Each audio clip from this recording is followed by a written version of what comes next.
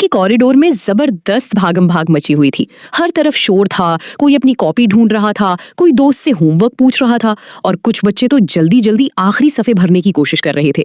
इसी हंगामे में अली भी अपने बैग को बार बार खोलकर देख रहा था, लेकिन उसके हाथ खाली थे क्योंकि उसने पिछले 2 दिन से होमवर्क किया ही नहीं था। उसके माथे पर पसीना आ गया और दिल जोर जोर से धड़कने लगा। अब क्या होगा, वो दिल ही दिल में घबरा रहा था। अचानक बेल बजी और सब बच्चे अपनी अपनी जगहों पर बैठ गए। क्लास में खामोशी छा गई, जैसे तूफान से पहले सुकून हो। फिर टीचर अंदर आई और सख्त आवाज में बोली, सब बच्चे अपना होमवर्क दिखाएं। एक एक करके सबने अपनी कॉपियां निकाल ली, लेकिन अली के हाथ कांप रहे थे। उसे कुछ समझ नहीं आ रहा था। अचानक उसने जल्दी से एक बहाना सोचा और हाथ उठाकर बोला, मैडम, मेरी कॉपी घर रह गई है। ये उसका पहला झूठ था और उसे लगा कि वो बच गया है। कुछ बच्चे एक दूसरे को देखकर मुस्कुराए, जैसे उन्हें यकीन ना आया हो, लेकिन टीचर ने सिर्फ उसे देखा और कहा, ठीक है, कल लाजमी लेकर आना। अली ने सुकून का सांस लिया और दिल में सोचा, चलो बच गया। मगर उसे नहीं मालूम था कि असल मसला अभी शुरू हुआ है। पूरी क्लास में हल्की हल्की सरगोशियां शुरू हो गईं। कुछ बच्चे आपस में कह रहे थे, अली ने फिर बहाना बनाया है, ये सच नहीं बोल रहा। अब सिर्फ टीचर ही नहीं बल्कि क्लास के बच्चों को भी उस पर शक होने लगा था। अली को महसूस हो रहा था जैसे सबकी नजरें उसी पर हैं और उसका दिल और ज्यादा घबरा रहा था। पूरा दिन वो बेचैन रहा, ना उसे सबक समझ आया, ना किसी बात पर ध्यान लगा। हर वक्त यही डर था कि कहीं उसका झूठ पकड़ा ना जाए। फिर छुट्टी का वक्त आया। जैसे ही बेल बजी, सब बच्चे शोर मचाते हुए बाहर निकलने लगे। अली भी जल्दी से उठा ताकि वो भीड़ में निकल जाए और किसी से बात ना करनी पड़े।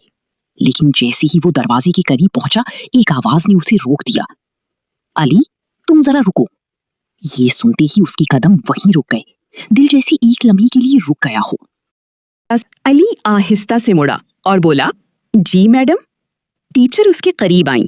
उनके चेहरे पर हल्की सी संजीदगी थी। अली के दिल की धड़कन तेज से तेज होती जा रही थी। उसे लग रहा था कि कुछ गलत होने वाला है। उसे नहीं मालूम था कि अगले ही लम्हे उसका झूठ सबके सामने आने वाला है।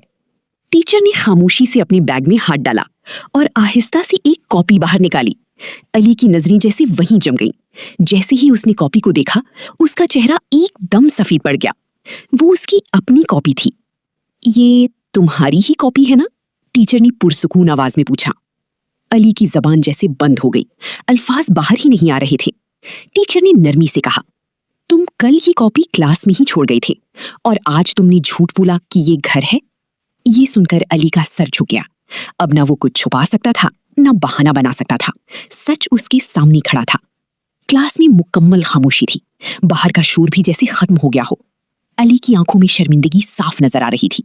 वो आहिस्ता से बोला, मैडम, मैं डर गया था इसलिए झूठ बोल दिया।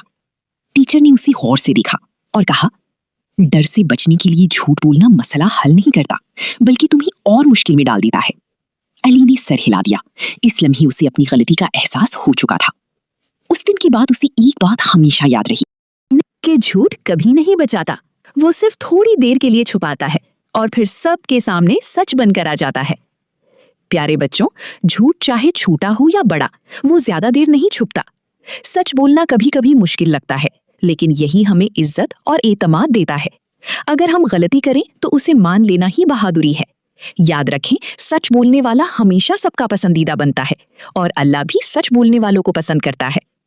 अगर आपको ये कहानी पसंद आई हो तो वीडियो को लाइक करें, अपने दोस्तों के साथ शेयर करें और ऐसी मजीद दिलचस्प और सबक आमूज कहानियों के लिए हमारे चैनल को सब्सक्राइब करना ना भूलें।